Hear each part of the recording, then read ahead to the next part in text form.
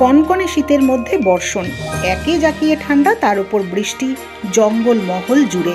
সকাল থেকে একটানা বৃষ্টিতে নাজেহাল অবস্থা সাধারণ মানুষের। ঝাড়গ্রাম জেলার বিভিন্ন জায়গায় সকাল থেকে শুরু হয়েছে ঝিরিঝিরি বৃষ্টিপাত। একে কয়েকদিন ধরে জাঁকিয়ে শীত পড়েছে ঝাড়গ্রামে। তার উপর অসমের এই বৃষ্টি যেন কাল হয়ে দাঁড়ালো সাধারণ মানুষের কাছে। সাধারণত অক্টোবর থেকে ফেব্রুয়ারি মাস পর্যন্ত জেলার আবহাওয়া ভালো থাকে। সকালের দিকে মিঠে রোদ, বেলা পড়লেই শীতের হালকা শিরশিরানি এই সময়ের অন্যতম চেনা ছবি।